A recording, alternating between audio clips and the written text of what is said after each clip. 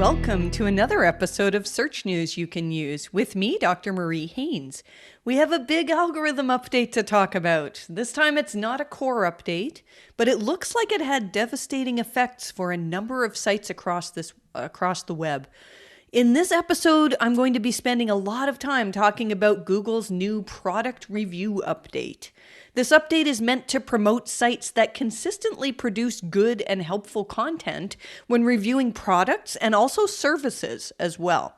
I'll touch also briefly on March 29th, as I promised last week as a potential update date. March 29th wasn't an announced update, but it was a date on which a number of websites started to see a change in their traffic. I did spend quite a few hours analyzing clients of ours that either saw improvements or declines starting on that date, and I don't have a lot of solid information to share with you, but I'll briefly touch on that as well. We know that Google updates their algorithms multiple times per day, but since the end of January, we've been seeing big changes every 1 to 2 weeks or so that look to me like significant algorithm updates. So if your traffic started to decline anywhere from the end of January until now, I'll share with you why I think that happened. There can be multiple reasons, but there are some similarities that we're seeing amongst sites that changed at this time. I'll also be talking about something we pulled out of one of Google's help hangouts that gives us just a little bit more evidence to support still using the disavow tool, even for sites that don't have a manual action. So let's get into it. This is episode number 179 of Search News You Can Use. All of the topics that I'll be discussing here today are covered in our newsletter, which you can find at mariehaynes.com/newsletter. Although some of the content we do keep for our premium subscribers. A premium subscription to Search News You Can Use costs $18 a month and includes usually about 5,000 words or so of content, give or take. It includes things like my detailed thoughts on any recent changes that we've been seeing with Google's algorithm, along with many tips, as many as we can find, my whole team and I, to pass on to you to help mold your website into something that Google's algorithms really, really like. I'm recording this episode on Wednesday, April 14th, although if you're listening to it on the day of release, it's Thursday by now, so happy Thursday. Let's talk about this product reviews update. I'll tell you, I don't have it all figured out. It launched on April 8th, 2021, which from the time of me recording this was 6 days ago. That's not a whole lot of time to analyze. Something that I've learned throughout the years of analyzing Google updates is that you get a much better analysis if you can wait for a week or two, maybe even longer after a launch. In order to have enough data. I'll share with you in this episode a little bit about what I'm seeing, but let's start by talking about what Google has told us so far about this update. So some of you know that there's this running joke that every time I travel, Google runs a big update. Well, I tweeted about this new update and John Mueller replied saying, "Oh, I didn't know you weren't on vacation, sorry." I really don't think that Google pays any attention whatsoever to my schedule, but it does seem to be a big coincidence that whenever I travel or have something important going on, that's when Google does a big update. So I wasn't going on vacation last week. I haven't left my house in a long time as the COVID situation's really not good in Ottawa right now. We're in very, very strict lockdown. But I did have some exciting plans for my Thursday afternoon that Google threw a wrench into by releasing this update. We had 2 new staff members start last week, and we've been pumping them up all week for Games Day, which is Thursday. MHC, my team and I, every Thursday, we try to get the full team together, although sometimes some of us have work we have to do. And we get online and we play silly games and we laugh our butts off. It's great. So I was a little late in joining my team this week because of this update that it was very, very inconvenient for me. But this week we played some Jackbox games. If you're working in a remote office, because I know a lot of you were pushed into remote, if things seem like just a little stale or just disjointed. I really highly recommend doing something like this with your team. I think my favorite Jackbox game is the one where everybody draws silly pictures and then you make also some silly captions, and then the rest of the group has to match captions with images to make t-shirts. It's really, really a lot of fun, and you can buy these t-shirts too. I'm currently rocking a shirt that has a funny face on it, and the caption says, "Nick Cage rocks." Which I know makes absolutely no sense to anybody who's listening to this unless you're part of my team. We have an inside joke at MHC. So Summer, who's our head of social media, if you've ever seen the MHC Inc. account on Twitter, that's Summer who runs that. For some reason, she really, really does not like Nicolas Cage. I have no idea why. So we get great joy out of singing his praises just to bug her. So Summer, again, runs the MHC Twitter account. So if you ever want to make her day, send her a GIF of Nicolas Cage. I promise you it'll bring joy to somebody's face. Not Summer's face, but it'll make me laugh, so you should do it. We have a lot of fun with that. Anyways, I did get to join my team after doing some reading on Google's announcement about this update. Our 2 new staff members, they're really, really fitting in well. We didn't want to introduce them to, normally on Thursdays we play Among Us, and they can get really nasty because apparently some of my staff is very good at lying. I'm horrible at the game. I think I'm probably the most voted out person because I look guilty even when I'm not. And apparently nobody trusts me. But after those games were done, I started looking at what Google had told us about the product review update. Let's start off by looking at the blog post that they published. So this article came out on the afternoon, again, of April 8th, 2021. And it tells us that the update actually launched on that day and will continue to roll out for 2 weeks. Now, when Google says that something rolls out for 2 weeks, in my experience, the vast majority of that rollout is usually done in the first couple of days. I'm not convinced this is the case this time, though. When I looked at all of our clients' traffic on Friday, so one day after the update had launched, and usually with a significant update, you can see a lot of movement already one day into the update. Well, we had a couple of sites that perhaps showed some movement, but nothing too crazy. So I tweeted on Monday about a couple of our clients that over the weekend were seeing hockey stick growth. That's a funny phrase. I think I'm thinking too much of the Toronto Maple Leafs these days. I've been a Leafs fan for almost 50 years now. I'm 47 years old, and I've been an avid Leafs fan for as long as I can remember. And this year's a lot of fun to watch. They've really disappointed us for so many years in a row, but now we're top of our division. We've made some really good acquisitions at trade deadline. I think we legitimately have a chance to win the cup this year. So you might hear a few more hockey analogies from me over the next couple of months because David and I are watching a lot of hockey. So this hockey stick growth was terribly exciting, but I'll tell you, it didn't make sense. I'll come back to this in a few minutes, but first, I want to talk about what Google did tell us in this blog post. So the blog post is called What Creators Should Know About Google's Product Reviews Update. They say, we know people appreciate product reviews that share in-depth research rather than thin content that simply summarizes a bunch of products. That's why we're sharing an improvement to our ranking systems, which we call the Product Reviews Update, that's designed to better reward such content. So this update was geared towards websites that produce content that help people make decisions when it comes to either buying a product, or Danny Sullivan said also people who are considering a service as well. It's English language only at this point, and as far as I can tell, it has been released globally, just English language only again. Google starts off the post by recommending that we read the advice that they've given in the past, and they link to my favorite Google blog post of all time now, What Webmasters Should Know About Google's Core Updates. If you're new to podcast, then here's my chance to preach to you and tell you that you should not only read that blog post, but study it.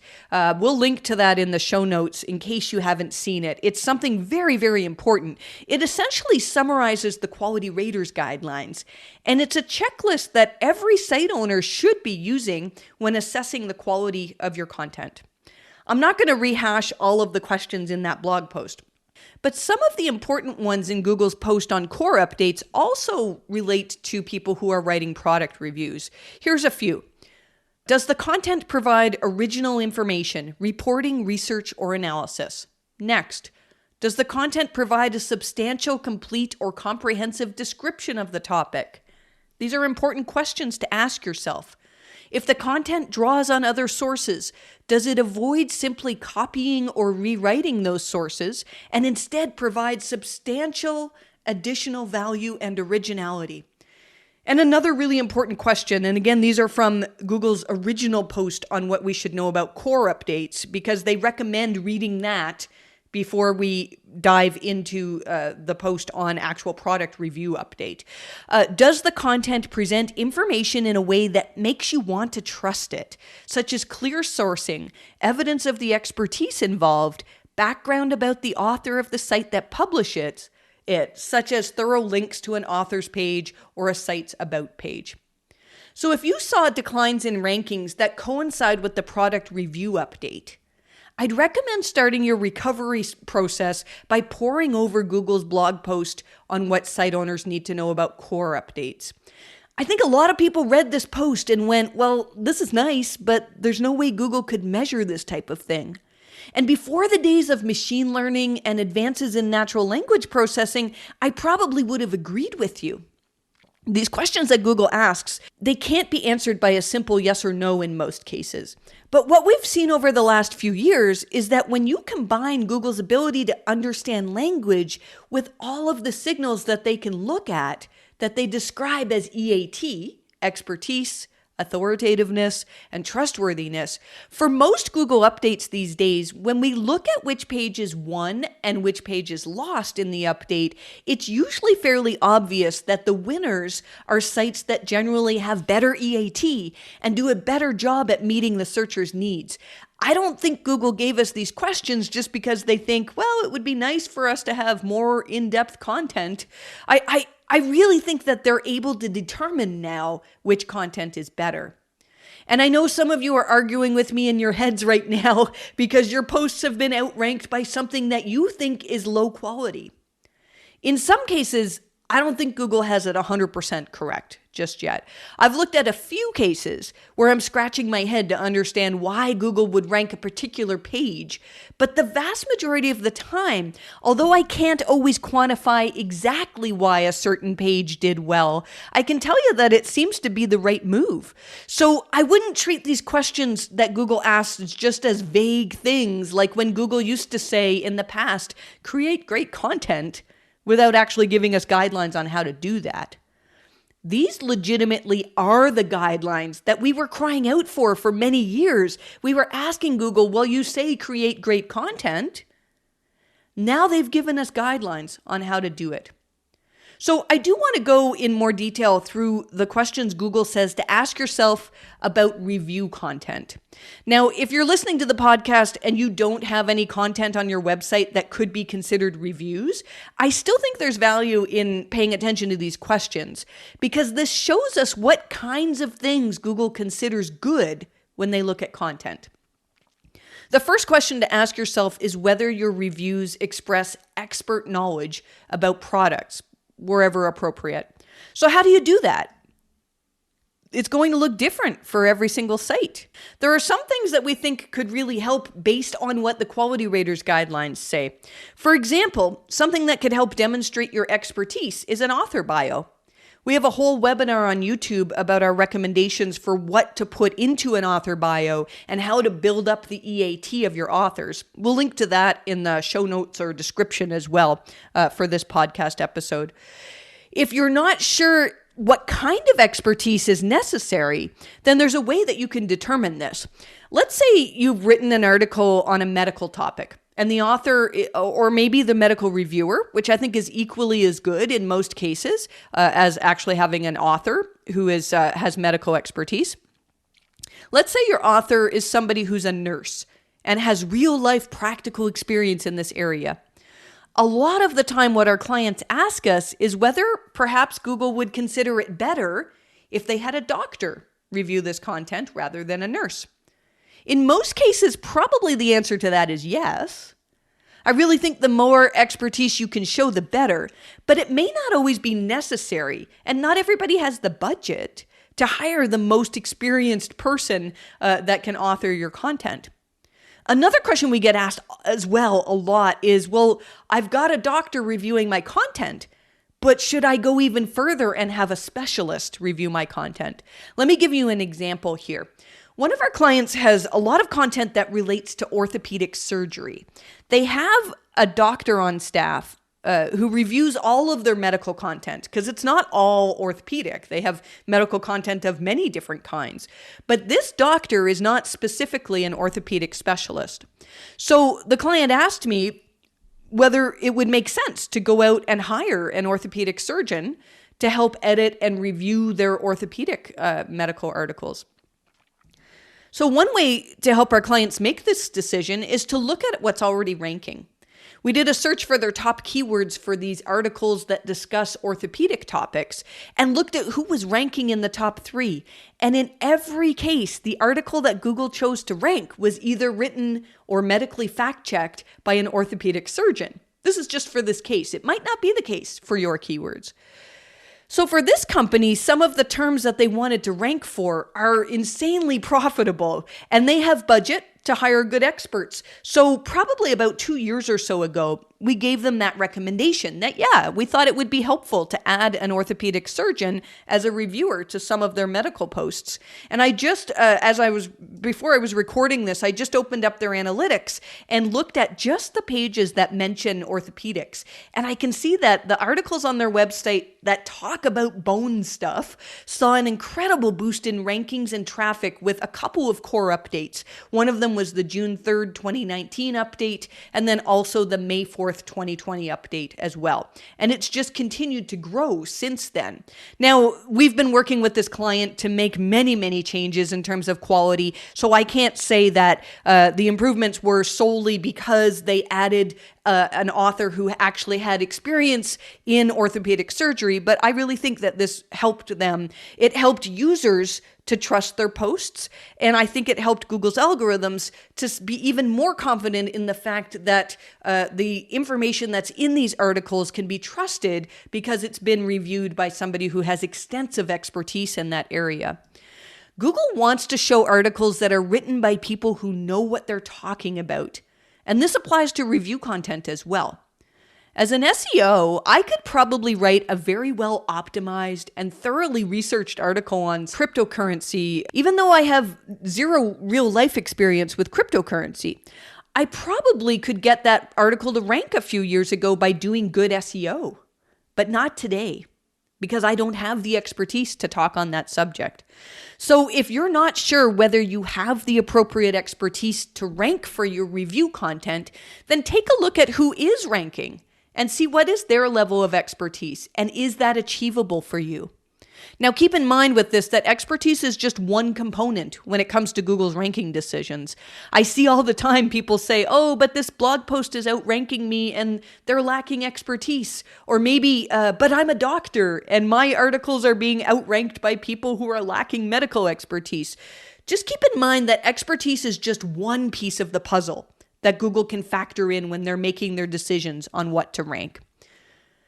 The next question Google says to ask yourself is whether you have shown what the product is like physically or how it's used with unique content beyond what was provided by the manufacturer. Now, this can be hard. I think the point that Google's getting at here is that it's not enough to just take the specs and images from the original manufacturer's site and add a little bit of unique text of your own and then expect that to rank alongside the manufacturer itself. Most of the solutions to creating better quality when it comes to review content are things that really don't scale well. If you have a website that has thousands of pages where you've essentially taken the information that you can find on, say, Amazon or whoever the original manufacturer of this product is, and you've just kind of reworded it, or maybe you've curated it into a list that in order to rank this content, you're going to have to add something of significant value that goes beyond what people can find on the original vendor's website for this product. And it also goes beyond what people could find on just a regular Google search. You want to be providing information that goes beyond what people can normally find. And this is very hard to do at scale. Something that I think would work really well from a user's perspective for many products is video. Video that shows the product in use, or images as well. I've been buying a lot of stuff on Amazon lately because I'm stuck at home, and I read the reviews, and the ones that seem to be the most valuable to me a lot of the time are ones where a user has actually uploaded a picture of them using the product, especially for clothing.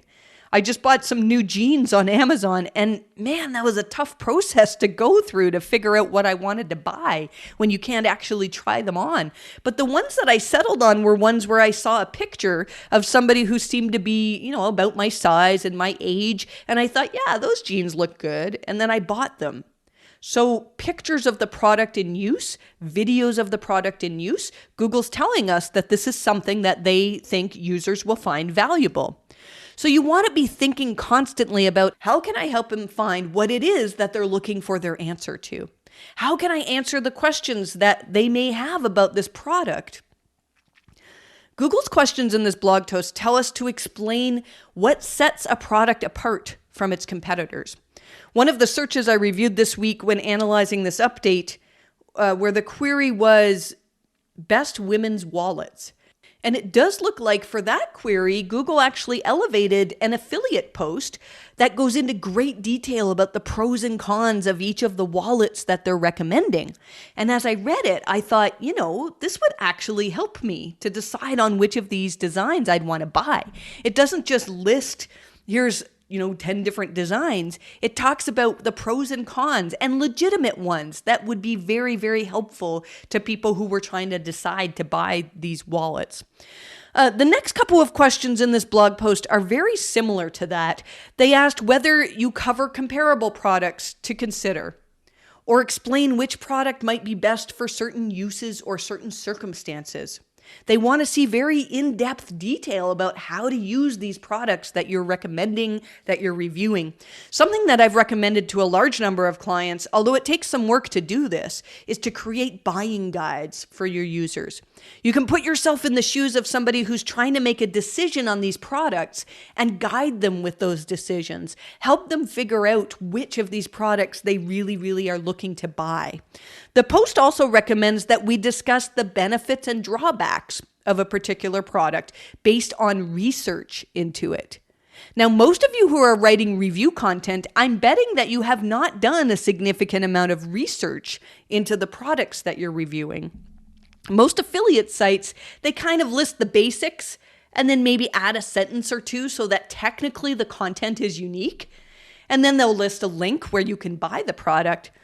But if you can, add any sort of research of your own to help people with their buying decisions as well. And it doesn't have to be a crazy, expensive study or anything like that. A really simple way to do this is with surveys or polls.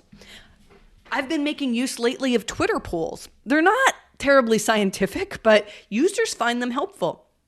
I ran a poll this week asking my Twitter followers whether they were significantly affected by this Google product review update.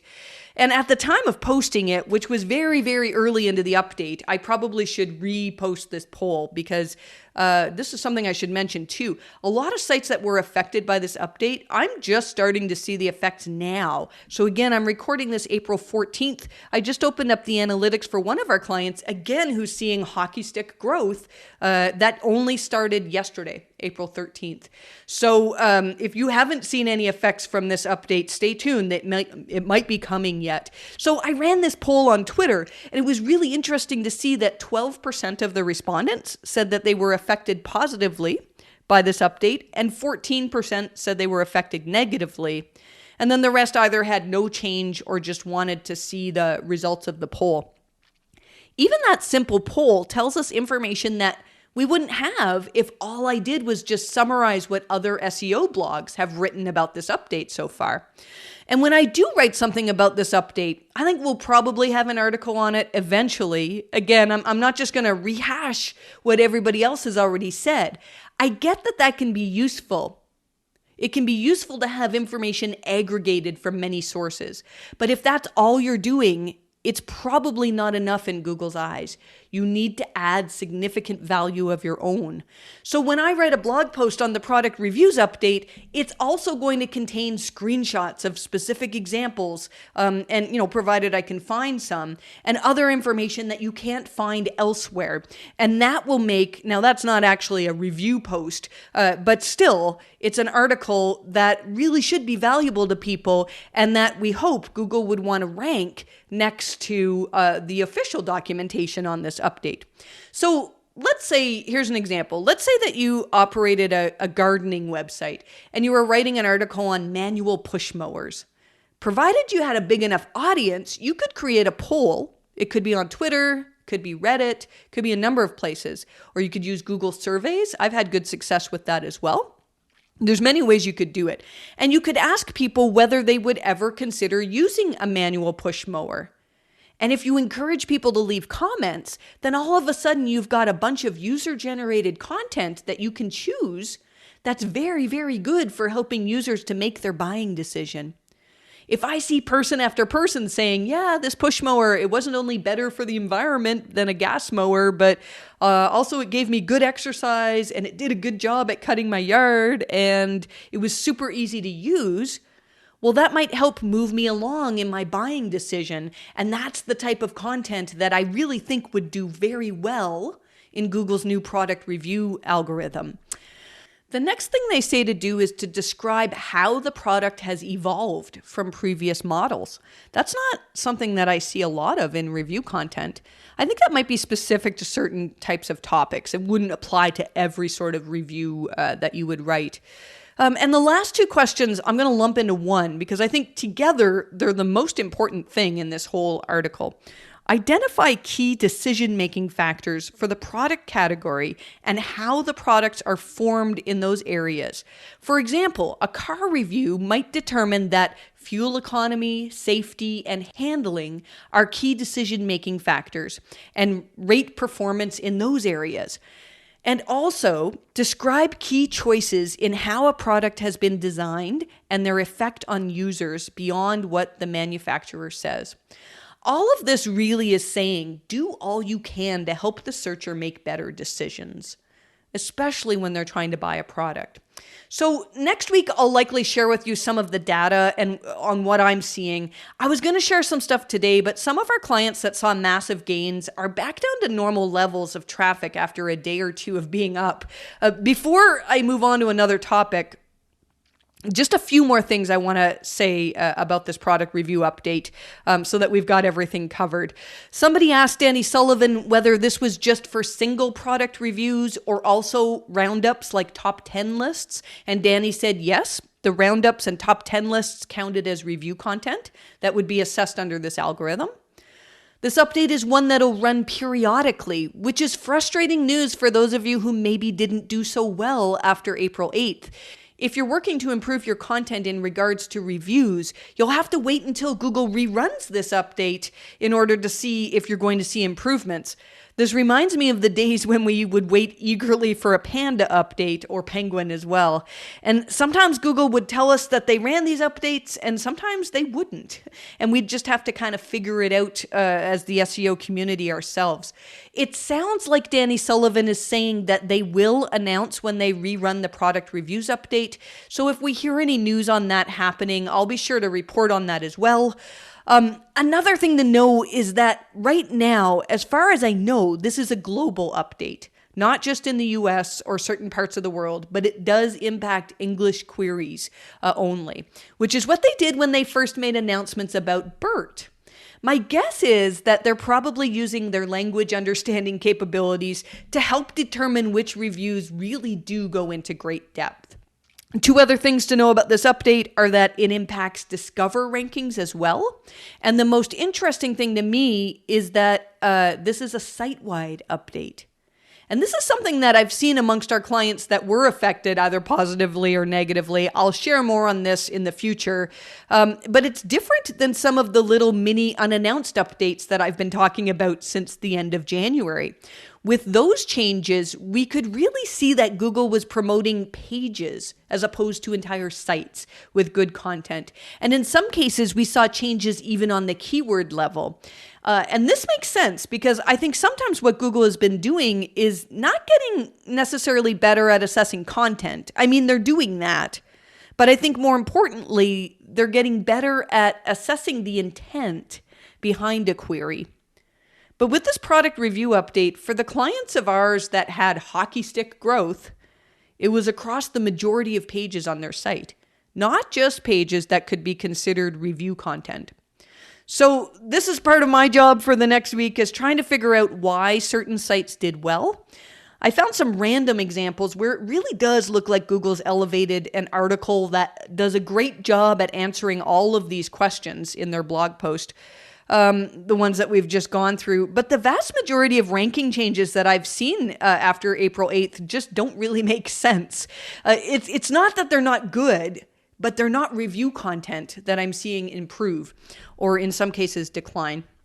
So provided we don't have another core update in the next week, which who knows, anything could happen, then I should have more information for you next week about the specifics of what we're seeing in regards to the product review update.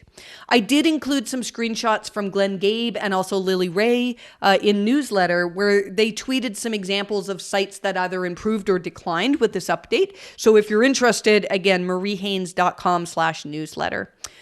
I'm going to move on now from the product reviews update just to talk about a few other things that we learned about this week. But I'll tell you that there's way more in newsletter that I could put into this podcast. It would be several hours long if I covered everything. But I wanted to cover what we knew so far about product reviews because I think a lot of you are going to be very, very interested in figuring out what Google is doing here. Before I get on to that news, I'm just going to take a couple of minutes to talk to you again about Sightbulb.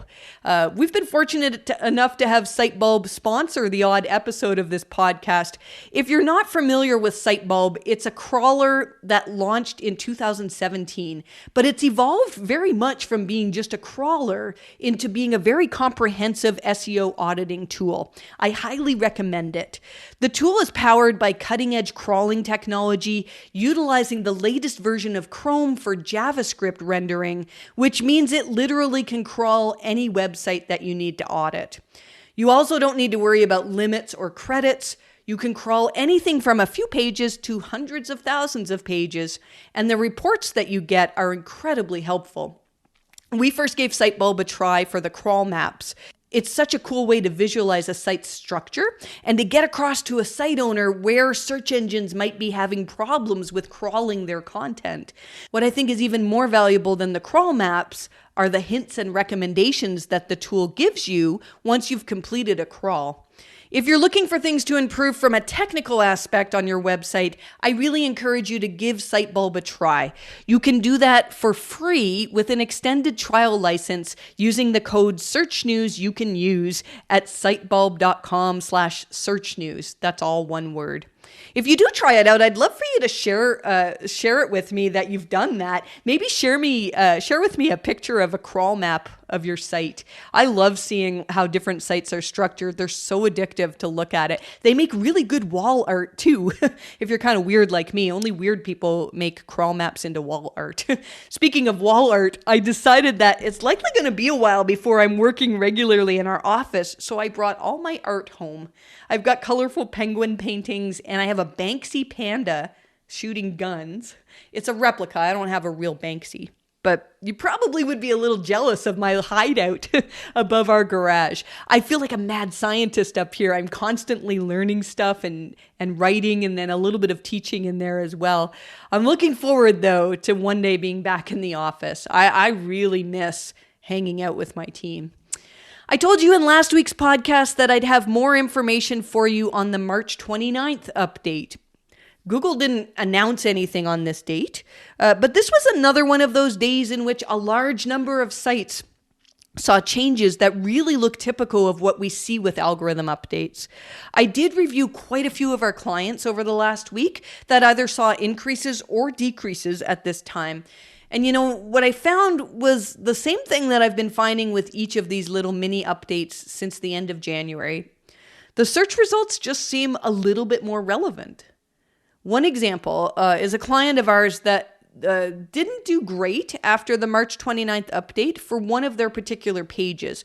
They had a page on their website that had a calculator on it. I can't share exactly what the calculator is, but it's very similar to a mortgage calculator. So the page was it's ranking great for many phrases. Like if you were looking for the calculator itself, I believe it ranks number 1. But it used to rank for phrases that it really shouldn't have ranked for.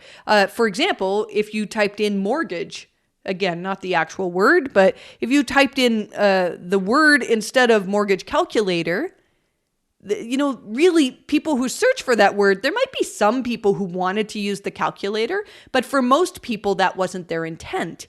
And these little intent updates, I think one of the reasons why people aren't talking about them is because even though traffic is down for a number of sites, converting traffic really hasn't changed. Now, that's not the case for everybody, but for a lot of our clients, even when traffic is down, we can see that traffic to their important pages, traffic that converts and actually makes customers out of searchers, seems to be doing okay. If we look at the analytics for this client of ours, it's not enjoyable to see that from March 29th on, there's an erosion of traffic. But it looks like the traffic that this site is no longer getting was irrelevant, kind of useless traffic anyways.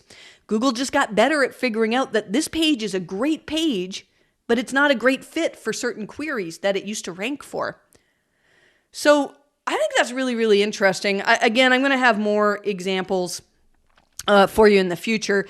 I still think it's possible that something more significant happened on March 29th because we have more sites affected on that date than others. The week following was Easter, so that kind of makes things a little bit tricky, but there definitely was something that happened on March 29th. I had to stop myself from spending my entire weekend assessing it. I might come back to this date if we have any particular clients that are asking for us to look into a specific drop at that time. But just know that on many dates starting January 27th, we saw little updates that could reflect Google getting better at understanding intent, or, as I've said in past episodes, could reflect that the knowledge graph is changing, which also would improve Google's understanding of the topics that are on many of these pages. So if you saw declines in January, February, or March this year, I'd encourage you to look at our algorithm update list. You can find that at mariehaynes.com/algo, ALGO, and see if you can determine whether your declines start on one of the dates that we noted as one of these little mini updates. If this is the case, my guess is that you're not going to improve your website, or at least recover these ranking losses by making technical fixes. You're probably not going to recover these rankings by disavowing. It's very unlikely that you're going to find a simple, quick smoking gun to blame for the drop and magically fix. You're going to have to be looking at the quality of your content and looking at who's now outranking you and putting your thinking cap on and deciding, why would searchers find this post that Google elevated above mine more useful? Again, something that doesn't scale very well. We have to do this on a page-by-page basis in most cases. Something else that we covered in newsletter this week is that Google has made changes to some of the core Web Vitals scores. They've changed how they measure cumulative layout shift, and you'll likely notice if you've been monitoring your CLS numbers in Google Search Console that your CLS scores have improved. Google says that with this new way of measuring, 55% of the sites out there are likely not going to see much of a difference in their CLS score, but the rest will actually see improvements in their score. They predict that 3% of websites will actually see their scores go from either poor or needs improvement to actually being considered good. So that's kind of interesting. Speaking of Search Console, there are some UX changes now. You might have heard that we can now use regex, which is super helpful for a lot of people looking at their Search Console data. I also noticed changes in how some of Search Console's laid out, just UX changes. It feels just a little bit smoother to me now, a little bit less buggy perhaps, although I really wish they'd make the date picker more intuitive.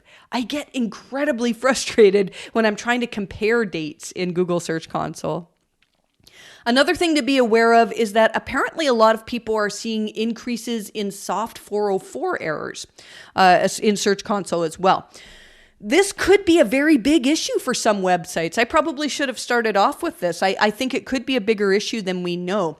So a soft 404 page is a page that actually returns a 200 status code. So the 200 status code is the code that tells us, yes, this page is alive and well and functioning properly. But for some reason, with a soft 404, for some reason, Google thinks that this page should actually be a 404, page not found code. I always laugh whenever I talk about 404s because when I first decided to hire people and start a company, the first office we moved into was office number 404. And I joked to David, my husband, that nobody would ever be able to find us. And it was like 3 years later that he landed on some random 404 page when he was doing a web search. And he said, "Oh, I get it now. 404, like not found." The only SEO he knows is when I blab on to him about stuff that, and now that I'm recording podcasts and I can blab on to you, David doesn't know nearly as much SEO as he used to. So he's missing out here because of podcast. I should make him listen to it maybe. There's a really interesting tweet thread that Barry Schwartz covered on Search Engine Roundtable where somebody from a large apartment rental website is having all sorts of pages drop out of the index because of this 404, soft 404 issue. And it's really impacting their traffic. This isn't just a reporting issue. John Mueller was asked about this in a help hangout, and he said that Google actually did change something in how they do soft 404 detection. I saw a tweet, although I'm not sure if it's being facetious. I really do think it was legit. Oliver Mason was tweeting about how he was able to get Google to consider a valid page a 404 page by all he did was add an H1 tag, and the H1 tag said, "Sorry, we couldn't find anything," which is, a common phrase that you would use or that you would find on a 404 page if somebody was searching for a product. So he inspected this page in Search Console, and even though it wasn't serving a 404 status code, Google actually considered it to be a 404 page, a soft 404 page. It's like Google recognized that the language on the page was saying page not found and assuming that the site owner had made a mistake and that it should be serving a 404 rather than 200. So then he changed the H1 tag to say something just slightly different. Instead of saying, "Sorry, we couldn't find anything," he changed it to, "Look, we couldn't find anything." Just a little bit different, but amazingly, when he re-crawled that page and had Search Console revisit it with a live test, it actually returned a 200 status code. So interesting stuff. If you are noticing that pages are dropping out of the index, I haven't looked into this in great detail, but I would look at Search Console and see if you have pages being reported as soft 404s, and then look at the verbiage on those pages. I do feel like Google will change this. Who knows? Maybe it's already been changed by now. But look at the verbiage and see, is there something here that is causing, I would bet that this apartment website probably has pages that have the words, "We couldn't find anything," or "No results for your query." And so I bet changing those words would probably make a difference and Google would value these pages again. Again, I haven't looked into this in great detail, and I'm wondering now whether maybe some of the traffic losses that we've been seeing and calling mini algorithm updates are connected to this. My guess is no, because I'm actually seeing ranking changes. I'm not seeing pages drop out of the index for sites that were affected by these little mini intent updates. But I think it's possible. So I'll look into that. If I have more information on this issue, I'll share it with you. If you have more information, though, I'd love for you to tweet at me and let me know. Again, Marie_Haynes. Now, this next bit of news is super interesting to me. A few years ago, John Mueller mentioned that they were doing a live help hangout in New York City. And he said, anybody from New York City who wants to join in this hangout could join him. Well, I've always wanted to meet John. I've never met him before this point. So I said, I'll be there. I live very far, well, not very far, but, an hour flight from New York City. So I hopped on a flight to join John. This was a couple years ago, and several other SEOs. That's where I met Lily Ray. Lily and I sat together and really hit it off and had a blast, And in this hangout, I asked John whether unnatural links have the power to hurt a site in Google's algorithms, even if there's no manual action present on the site. I'm going to read the quote that John gave me. Now, this was 2 years ago. He said, quote, "That can definitely be the case. So it's something where our algorithms, when we look at it and see, there are a bunch of really bad links here, then maybe they'll be a bit more cautious with regards to the links in general for the website. So if you clean that up, then the algorithms look at it and say, there's it's okay. It's not that bad." This is what John said. Well, in the most recent Help Hangout, he touched on this again. Somebody asked him about a domain name that they recently bought that hadn't been used for 10 years. But previously, 10 years ago, it looks like a bunch of self-made links that Google would probably consider unnatural links, were created pointing to this domain name that they had now bought. So the interesting part about this question in the Help Hangout was that this site owner clearly said that there was no manual action in Search Console. If you ever buy a new domain and are wondering if it's been penalized by Google, if it has a manual action that's still active in Google's system, when you register that site with Google Search Console, you'll see that manual action there. So this site had no manual action. And here's what John said about the links pointing to that domain name. Quote, "One area where you might see some kind of after effects for a while is with regards to links. If the old website had a lot of really, really bad artificial links associated with it, then that might be something that at some point we would count against your website in that sense, even if in the meantime you have a different website up there." That's kind of interesting, right? The product review update hindered me this week because my week was supposed to be studying all of the clients that we have filed a disavow for in the last year. We currently recommend doing a link audit and filing a disavow for any site that has a link profile that we feel could warrant a manual action if Google's web spam team happened to review the site. We've removed hundreds of manual actions over the years, so we have a pretty good sense of what it is that Google goes after. But sometimes we struggle on our recommendations when we see a site that has links that go against Google's guidelines, but yet the site still seems to be ranking quite well and never really has suffered in terms of rankings. When you file a disavow, you're asking Google to stop counting the signals from every link or domain that you put in your disavow. And in some cases, it's possible that you can disavow links that were actually passing good signals along. You don't want to disavow just randomly. And I know this is probably an unpopular opinion, but you absolutely do not want to disavow based on what a tool tells you. There are several tools, some of which I love for other parts of their tools, that do a horrible job, in my opinion, for telling people which links to disavow. John Mueller actually said probably about a year or so ago that if a tool can tell you which links to disavow, then Google's probably just ignoring those anyways. So these words in the most recent Help Hangout where John says that yes, old unnatural links might be something that at some point could count against your website, kind of pushes me towards wanting to recommend disavowing more often now.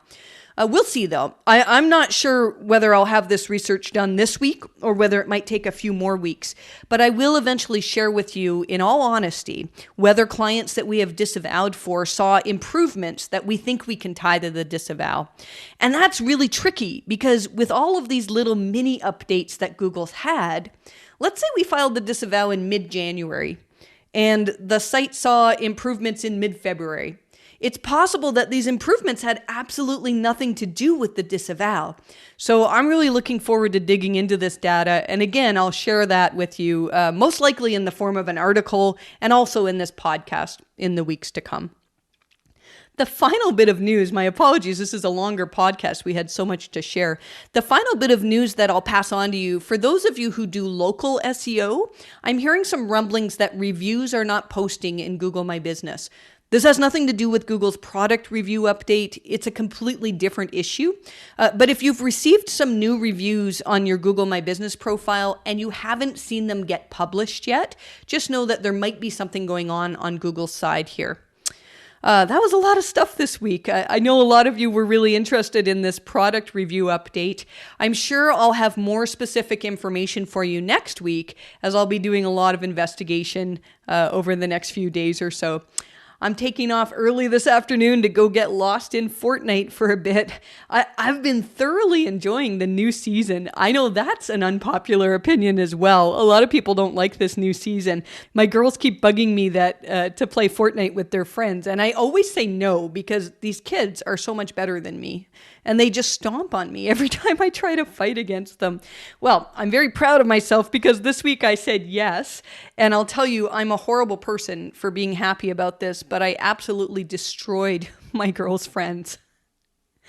They decided that I must have no job and spend all of my time playing Fortnite. I was trying to tell them that not only do I have a job, but I run a company and I work very, very hard. I haven't laughed as hard as that in a long time. We had such a great time. So this afternoon, I'm going to zone out and play Fortnite for a few hours. Probably not pay any attention to Twitter or Google. Watch, this will be when Google launches another big update. Just kidding. Thanks so much for listening to this episode. I'd love for you to leave me a thumbs up or a like on whatever platform you're listening to. And if you're not subscribing, I'd love for you to do that too, so that every week you'll get notified when we release a new episode. Thanks again so much for listening, and I wish you the best of luck with your rankings.